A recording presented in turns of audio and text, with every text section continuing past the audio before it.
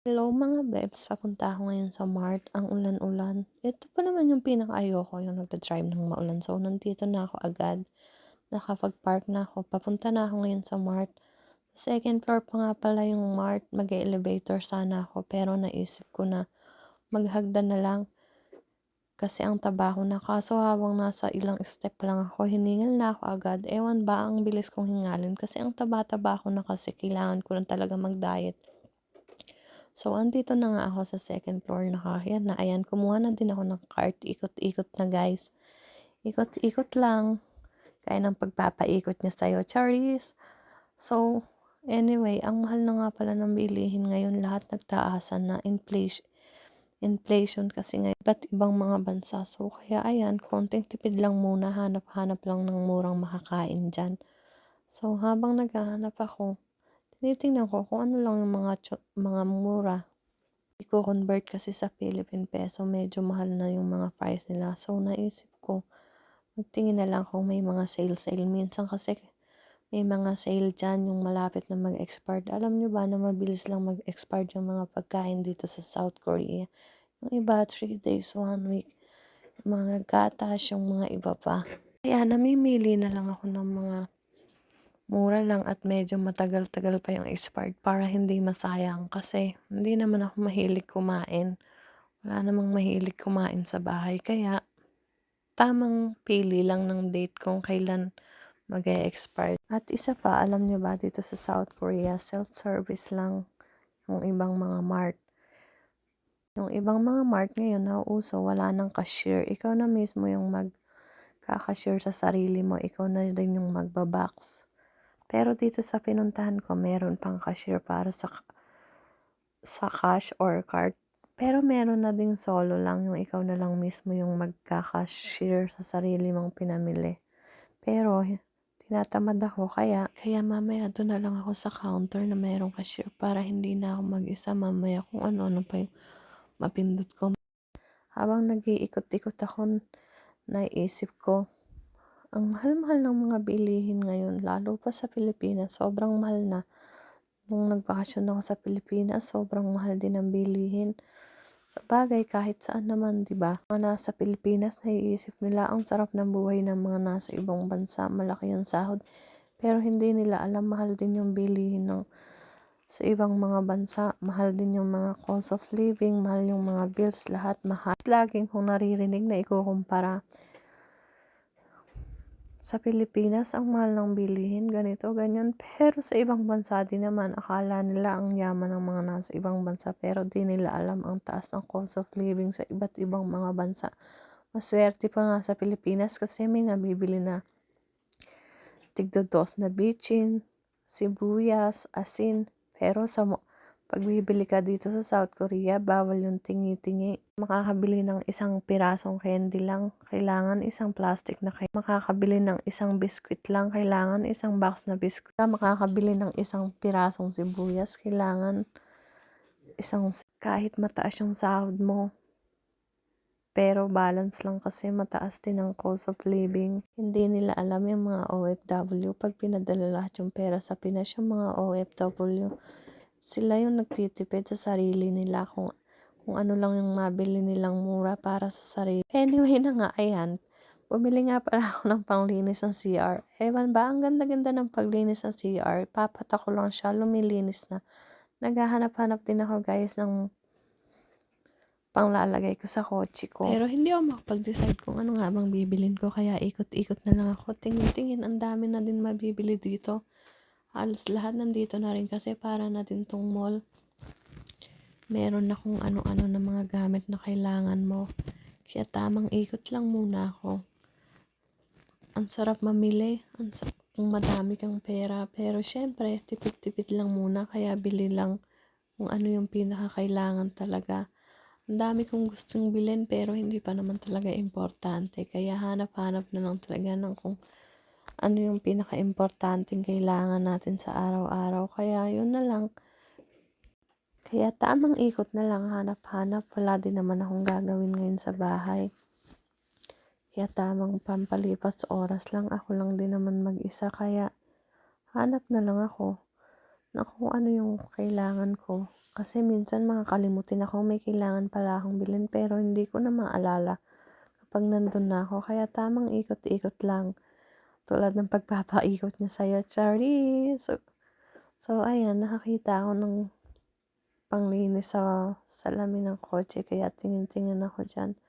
Naghahanap ako kung ano yung mura na pwede kong magamit sa sasakyan ko. So ayun, naghahanap ako ng basahan na maganda at mura. Mura lang. Tamang hanap lang ako ng kung anong mabibili kong mas mura. Bumili nga pala ako ng basahan para sa kotse ko. Usually, pag 2K, 1K, gustong-gusto kong binibili yan, lalo pag kailangan ko kasi medyo mura na siya. Kaya ayan, nakumuha na ako ng isa. So, ikot-ikot pa ako kung anong mabibili ko. Total, wala naman akong gagawin sa bahay. Wala din naman akong kasama. Kaya tamang shopping lang muna. Pero syempre, kung ano lang yung importante at kung ano yung mura, yun lang ang bibili natin.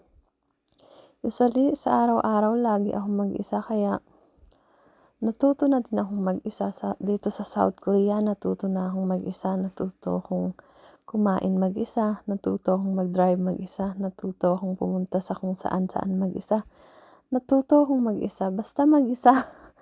Nakakalungkot, diba? Mahirap pag malayo ka sa pamilya mo. Wala kang makasama, yung iiyak ka ng mag-isa. Pag may problema ka, wala kang makausap. Kaya iiyak ka na lang mag-isa. Pag may sakit ka, aalagaan mo lang yung sarili mo mag-isa. Nakakamiss yung may nanay na nandyan sa tabi mo. Pagka may sakit ka, yung papakainin ka, yung pupunasan ka. Yung ganito, ganyan, diba? Pag OFW ka, sarili mong sikap. Kahit may sakit ka, kailangan mo pa rin magtrabaho. Kasi hindi pwede yung pahinga. Kailangan mong kumayod. So, ayun, naisip ko, bumili nga pala ako ng panghilod. Ang cute-cute niya. Kaya naisipan kong bumili kasi feeling ko ang dami ko ng libag. Hindi kasi ako naghihilod kaya siguro ang itim-itim ko. Kaya naisipan kong bumili. Ayan, bumili pa ako ng pangsuklay sa ulo. Kasi winter ngayon, guys.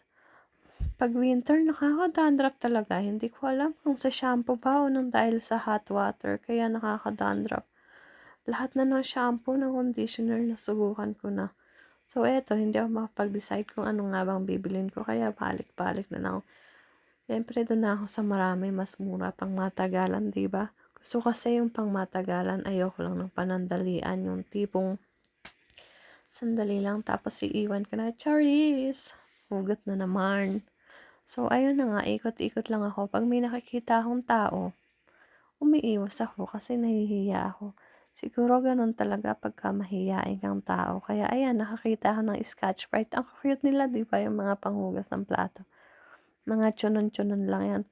Dami talagang bilihin dito sa mart na to. Pero, tamang tipid naman ako kasi konti lang yung dala kong pera. Wala tayong pera sa ngayon. Kaya tamang tipid lang muna. Bibili nga pala ako ng chocolate pero naisip ko, diet ako kaya wag na lang. Tapos, umiwas na ako dyan. Ayoko kasing bumili ng mga snack nakakataba yan, sobra. At tamang ikot na lang. Ayan nga pala yung mga oil dito sa Korea, ganyan sila. May mahal, may mura, kaya tamang dun lang ako sa mura. Yan yung mga sauce, mga chili paste, tamang ikot lang muna ako, guys. Ay nako, hindi ko talaga alam kung ano sasabihin ko habang nagvo-voice over ako dito. Tamang kung ano-ano lang yung naiisip ko. So, ayan, naghahanap ako ng makakain. Bumili nga pala. Gusto kong bumili ng hipon. Pero nagdalawang isip ako. So, ayan, tamang hanap lang ng kung ano yung mura. Siyempre, dun lang tayo sa mura kasi tipid-tipid lang muna tayo pag wala tayong pera. Pag yung nasa peligro na yung wallet mo, tamang tipid lang muna. Yan, ganyan yung mga itsura ng mga tokwa dito, guys. Hindi tulad sa atin sa Pinas, diba? Yung iba nakababad lang sa tubig, sa timba, lalo sa palengke. Pero dito, ganyan. Sosyalin yung mga tokwa nila. Pero ganun din naman yung lasa. So, ayan, bumili ko. Naisip ko kasi magprito ng tokwa. So, tamang ikot-ikot lang ako. Hanap lang kung ano pa yung mabibili ko. Umiiwas talaga ako sa tao kasi nahihiya ako makita akong mag-video. baka kung anong sabihin. Pero usually wala naman mga pakialam yung mga tao dito kung anong gawin mo basta hindi masama yung ginagawa mo. Meron ding nakikialam, nagsasalita pero usually walang pakialamanan dito kaya yan, nakita ko ng baka. Tamang pang diet yan.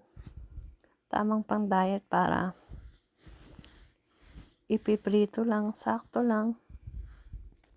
So ayun, bumili na nga pala ako.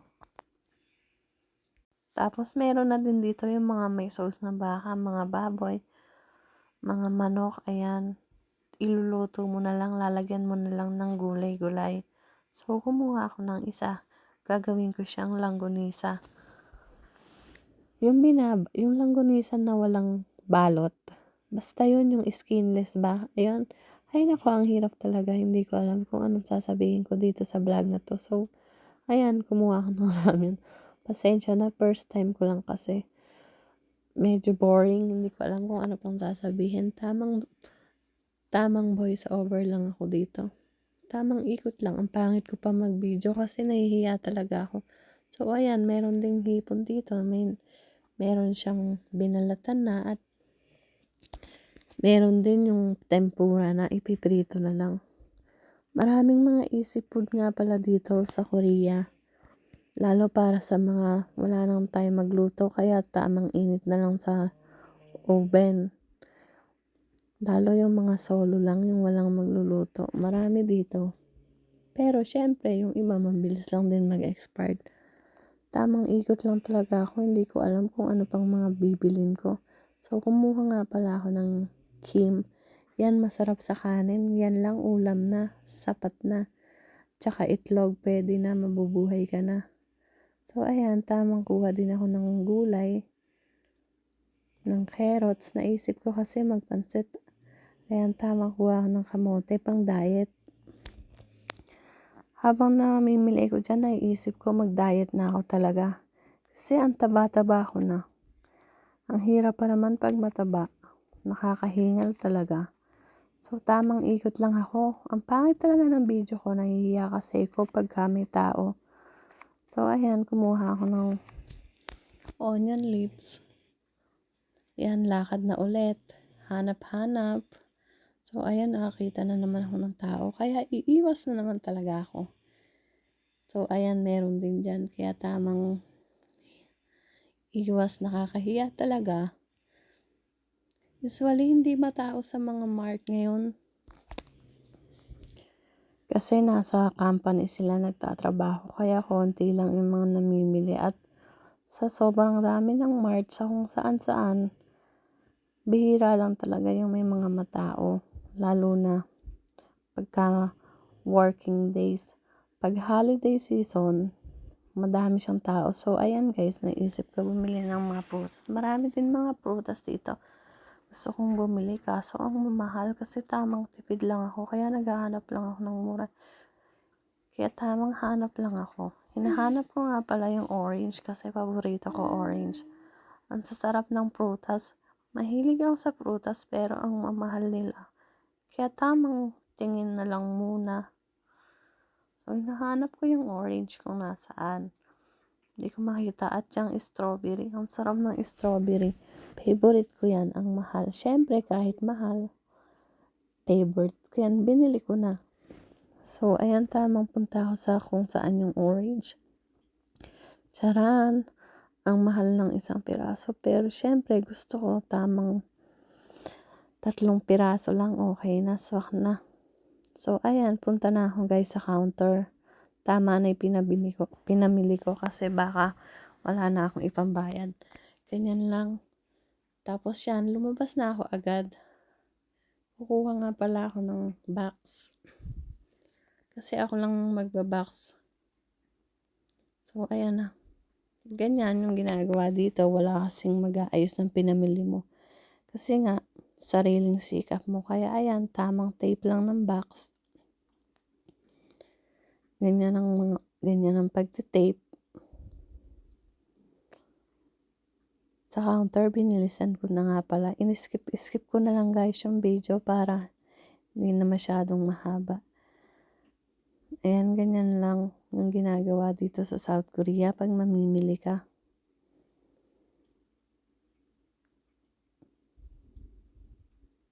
Pero usually, gusto ko yung ganito lang.